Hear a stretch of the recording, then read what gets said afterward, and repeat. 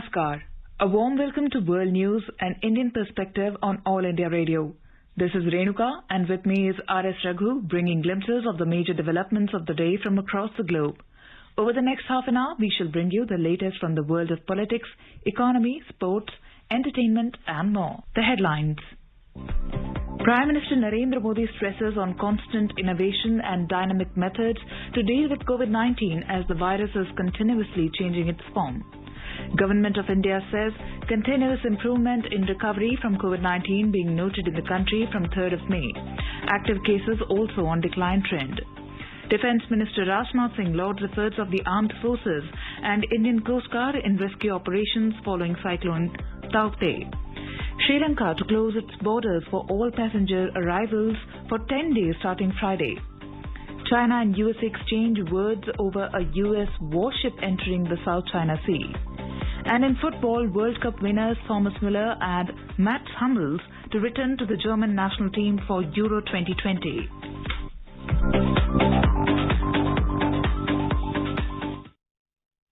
As the number of COVID cases are on the rise, we appeal to our listeners not to lower the guard, follow all the precautions and all those who have taken the first dose of COVID-19 vaccine to get vaccinated with the second dose at the scheduled time.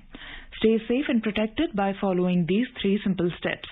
Wear a face mask, maintain 2 gaz ki duri for social distancing and focus on hand and face hygiene. And now the news in detail. Prime Minister Narendra Modi has stressed on constant innovation and adoption of dynamic methods and strategies to effectively deal with the challenges posed by the COVID-19 pandemic. He said this virus is continuously changing its form and the scientists are working to deal with the mutant virus. The Prime Minister interacted with the district officials of 10 states on the COVID-19 situation on Thursday.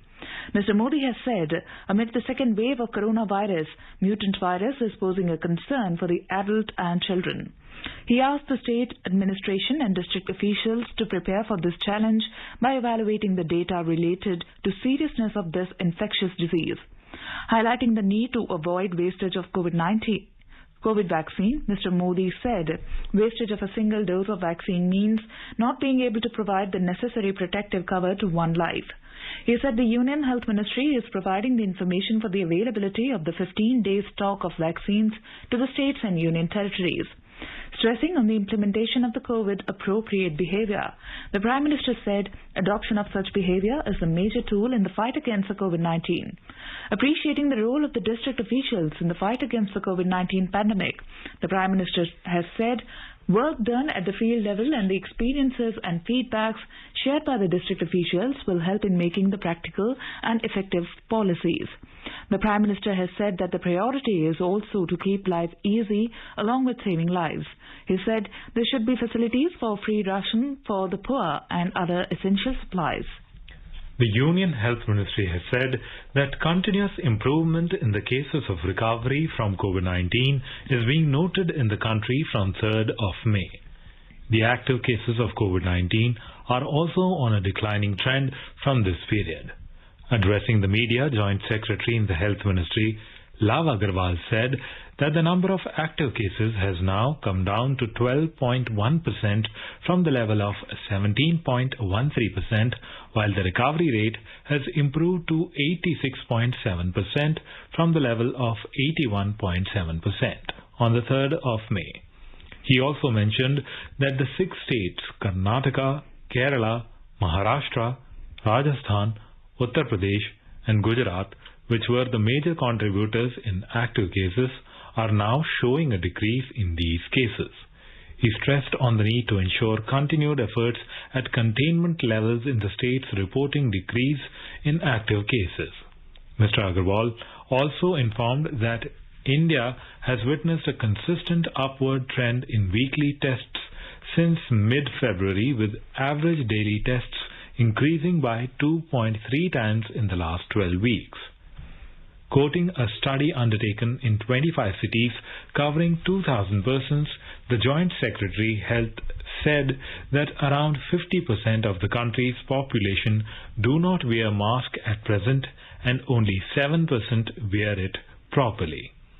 During the briefing, Director General, Indian Council of Medical Research, Dr. Balram Bhargav, stressed on the need to increase testing with a view to further bringing down the case positivity rate to 5%.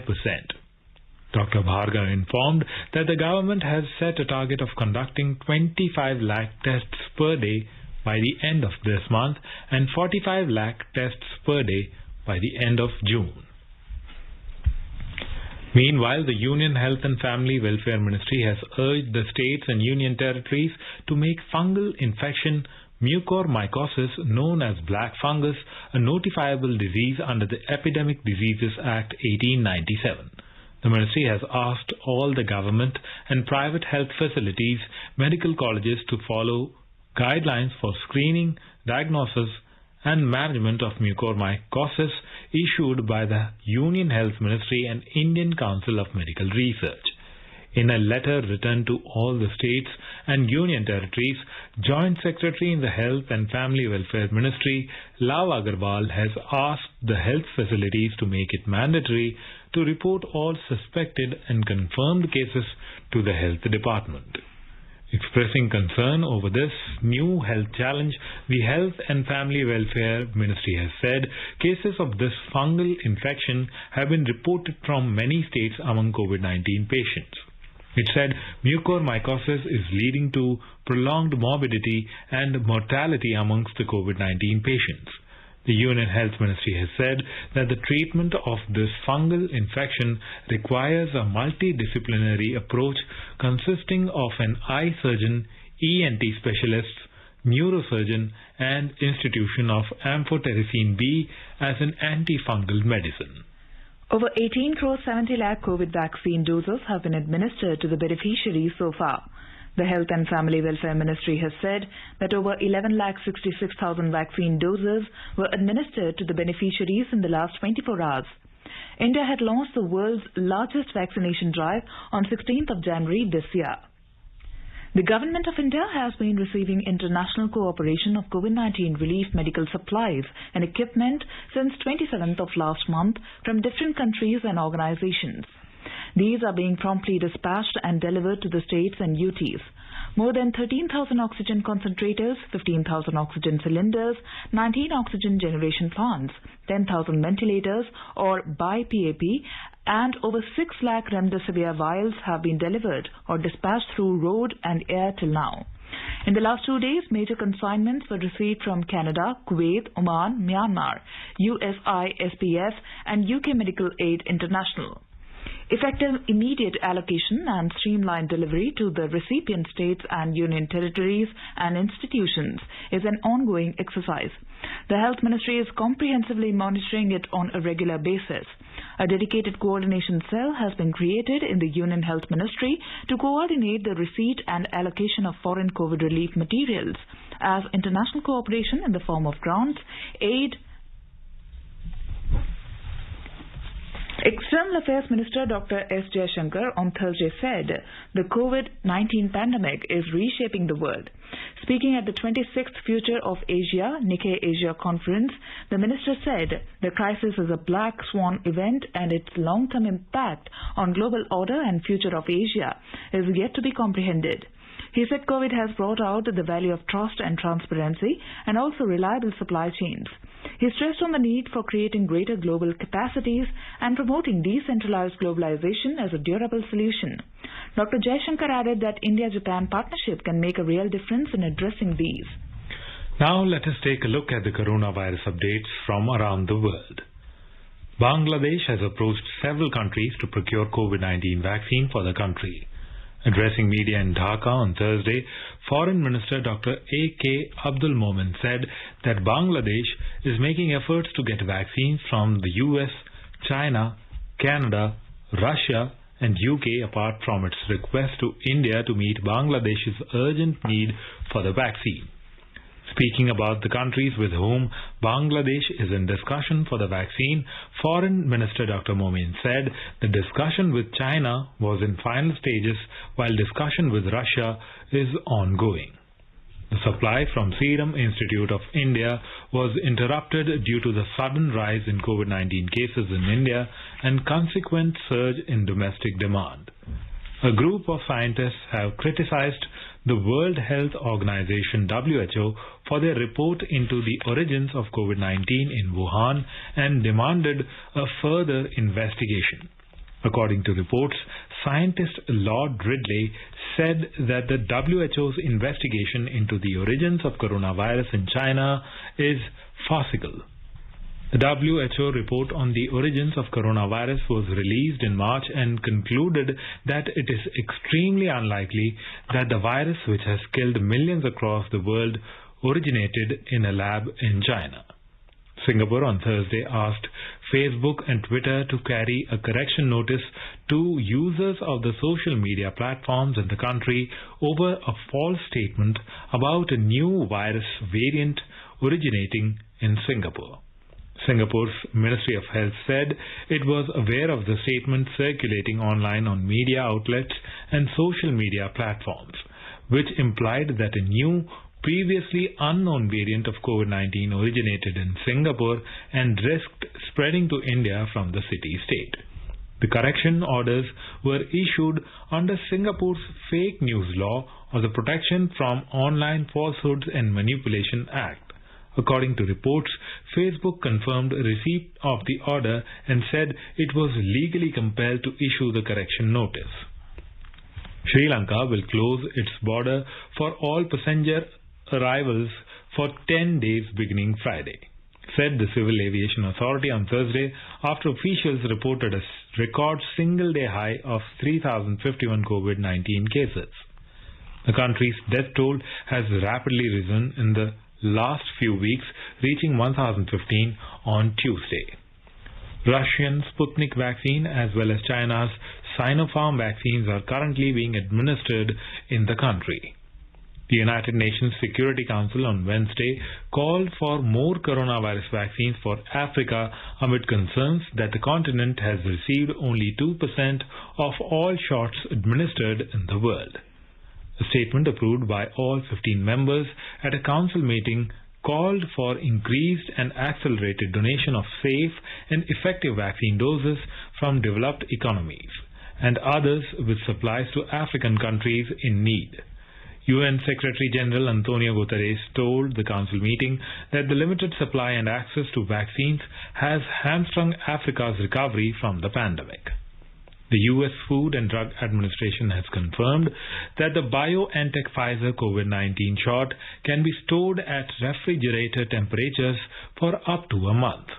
The move, based on a review of recent data submitted by Pfizer, will now allow vaccines to be stored at refrigerator temperatures of 2 to 8 degrees Celsius for up to 1 month.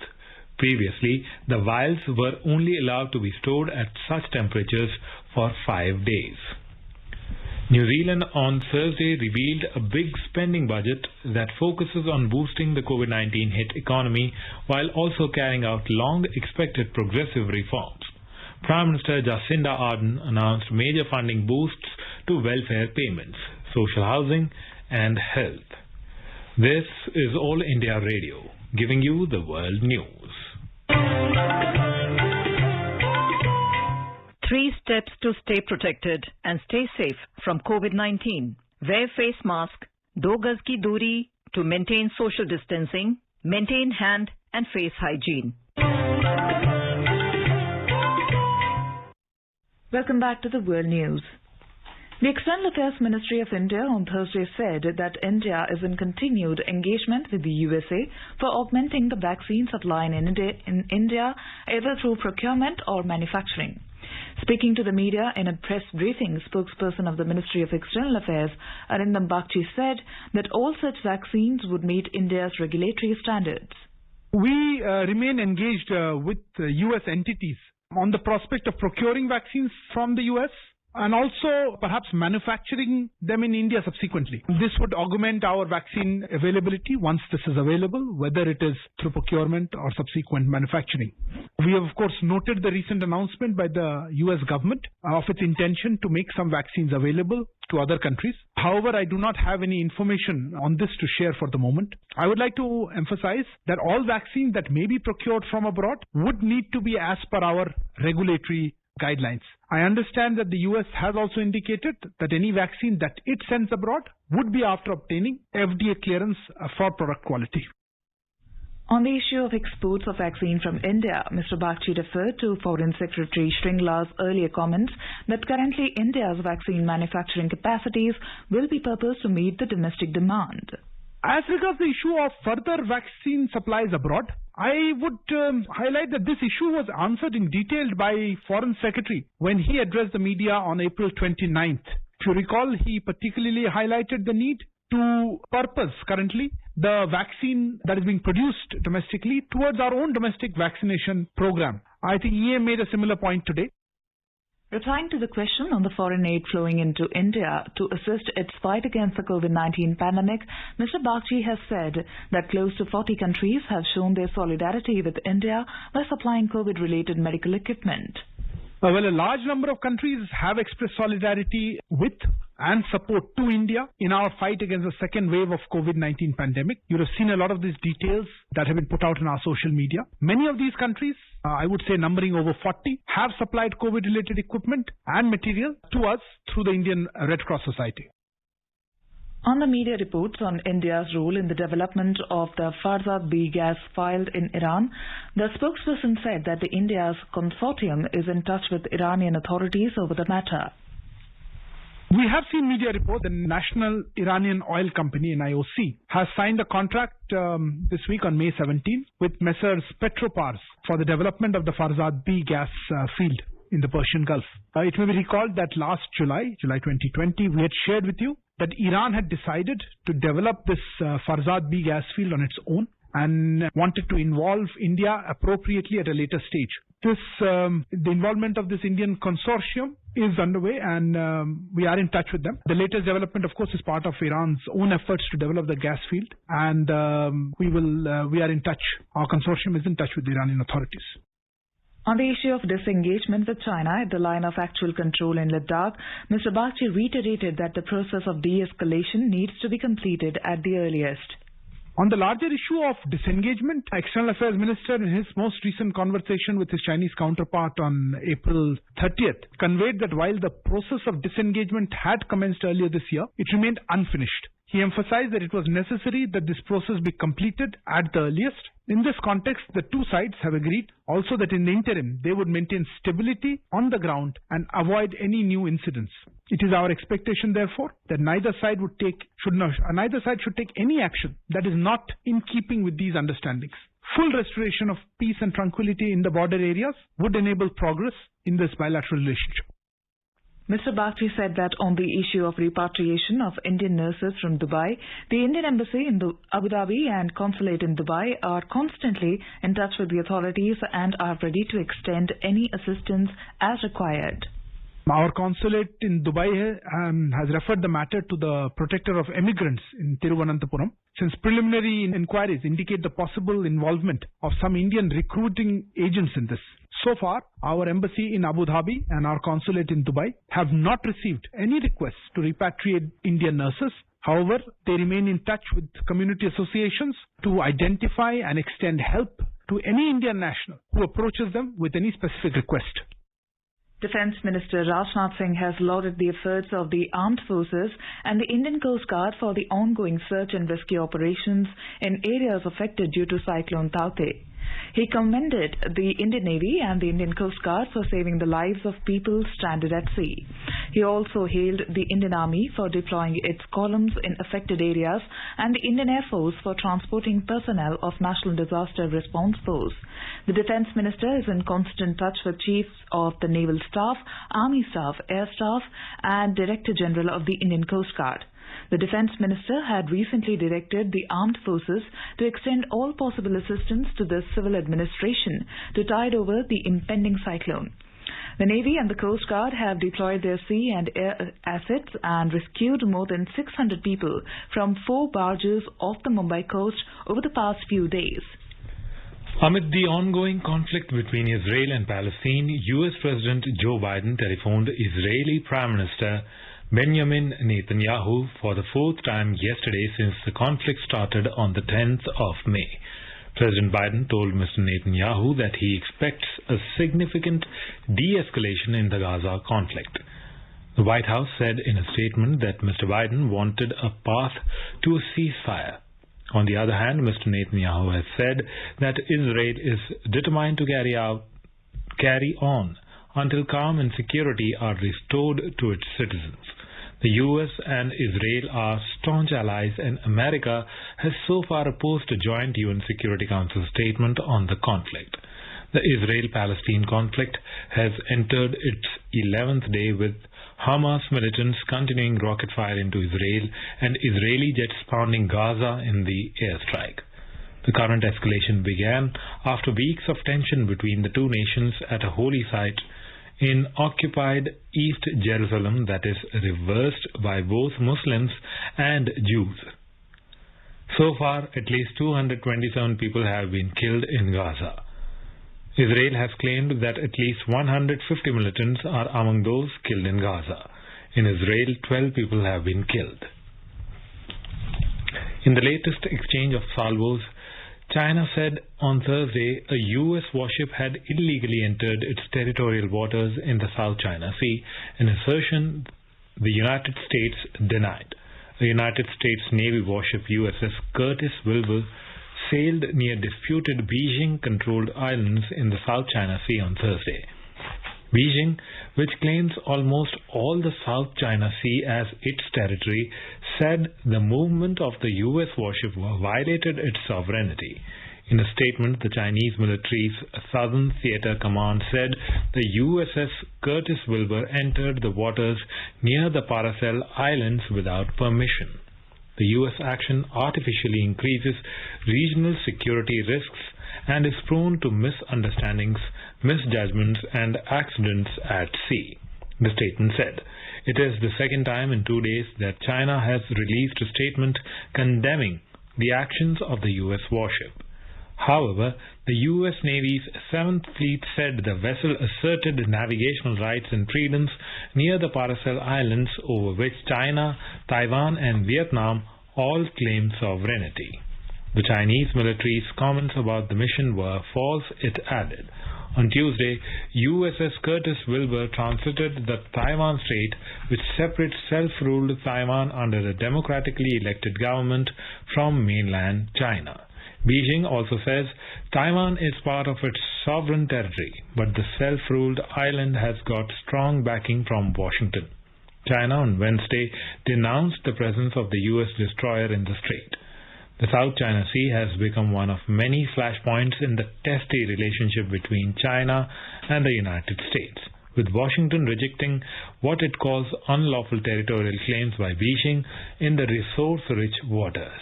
U.S. warships have passed through the South China Sea with increasing frequency in recent years in a show of strength against the Chinese claims. India and Oman on Thursday renewed the Memorandum of Understanding on Military Cooperation along with its annexure. The signing ceremony was held at the Ministry of Defence, Sultanate of Oman. The document was signed by Dr. Mohammed bin Nasir Al Zabi, the Secretary General of the Ministry of Defence, Sultanate of Oman, and Mr. Munu Mahawar, Ambassador of India to the Sultanate of Oman. In a statement, the External Affairs Ministry of India confirmed that both the countries also renewed the Memorandum of Understanding to cooperate on maritime issues, for which the signing ceremony was held at Maritime Security Centre, Sultanate of Oman. The document was signed by Rear Admiral Saif bin Nasir Al Rabi, the Commander of Royal Navy of Oman, and the Head of Maritime Security Committee, and Mr. Munu Mahawar, Ambassador of India to the Sultanate of Oman.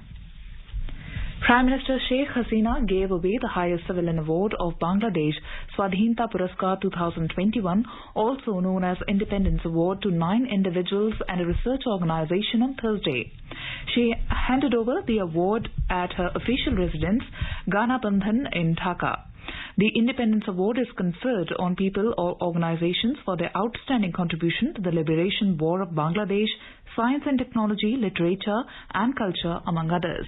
The award for the year 2021 included 4 posthumous awards given to A.K.M. Bazlur Rahman, Shahid Ahsanullah Master, Brigadier General Khurshid Uddin Ahmed, and Akhtar Usman Chaudhry Babu for their contribution to independence and their war of liberation. Dr. Mrinmoy Guha Nyogi received the honor for his contribution to science and technology, while Mohadev Sawa was bestowed with award for his contribution to the field of literature. Ataur Rahman and Ghazi Mazahur Anwar got the award for culture and Professor M. Amjad Hussain for social work. Bangladesh Agricultural Research Council received the award in the Research and Training category. The award has been given since 1977. It is announced ahead of Independence Day of Bangladesh. The recipients of awards get a gold medal and a cash reward of Taka 5 lakh. The announcement of names for the award was made in March. Union Health Minister Dr. Harshvardhan today chaired the opening session of the 33rd meeting of Health Ministers of Commonwealth countries through video conferencing. Speaking on the pandemic, the minister said it has already run into hundreds of billions of dollars, leading to a significant contraction in the global economy. He said for effectively ending the pandemic, more COVID-19 vaccines need to be developed and must be deployed rapidly across the world once proven to be both safe and efficacious against the virus. He mentioned that to this end, the WHO-led initiative Access to COVID-19 Tools ACT Accelerator has proven to be a groundbreaking global collaboration which is expediting development, production and equitable access to COVID-19 tests, treatments and vaccines. Moving on to sports, International Olympic Committee President Thomas Bach and Japanese Prime Minister Yoshihide Suga both reiterated their commitment that the postponed Olympic Games will be held as scheduled in a safe way. Bach said that the IOC will send additional medical personnel to help the organizers ease the shortage of medical staff. He also revealed that at least 75% of the athletes and participants to stay in the Olympic Village will be vaccinated. Suga said at an upper house plenary session that his government will push ahead with preparations to host the Games safely. He further said that officials will consider strict measures such as making sure locals don't meet with Games participants. At the domestic stock market, key indices fell for the second day today, but the rupee appreciated marginally against the US dollar. In the international markets, Brent crude oil prices continue to trade above $66 a barrel. A report from the Business World. The Sensex at the Bombay Stock Exchange lost 338 points, or 0.7%, to close at 49,565 today. Nifty at the National Stock Exchange slid 124 points, or 0.8%, to end at 14,906. In global equity markets, Asia Pacific were little changed and ended mixed. So China's Shanghai Composite Index shed 0.1%, Hong Kong's Hang Seng Index fell 0.5%, and South Korea's Kospi Index slipped 0.3%. But Japan's Nikkei 225 Index gained 0.2%, and Singapore's Straits Times Index ended marginally higher. In Europe, London's FTSE 100 had shed 0.2% and Germany's DAX was trading marginally lower, but France's CAC 40 had gained 0.1% intraday trade. Now let us take a look at the major developments around the world as reported in the foreign press. Washington Post writes that Biden administration to stop detaining immigrants at two country jails under investigation for abuse complaints. And Khaleej Times said that car manufacturer Lamborghini sets electrification phase in motion with a 1.5 billion euros investment. A quick look at the headlines once again. Prime Minister Narendra Modi stresses on constant innovation and dynamic methods to deal with COVID-19 as the virus is continuously changing its form. Government of India says continuous improvement in recovery from COVID-19 being noted in the country from 3rd of May. Active cases also on declining trend. Defence Minister Rajnath Singh lauds efforts of the Armed Forces and Indian Coast Guard in rescue operations following Cyclone Taukte. Sri Lanka to close its borders for all passenger arrivals for 10 days starting Friday. China and USA exchange words over a US warship entering the South China Sea. And in football, World Cup winners Thomas Müller and Mats Hummels to return to the German national team for Euro 2020. India is celebrating the 151st birth anniversary of Mahatma Gandhi. Before we end, let us listen to his favorite bhajan, Vaishnav by artists from Uzbekistan.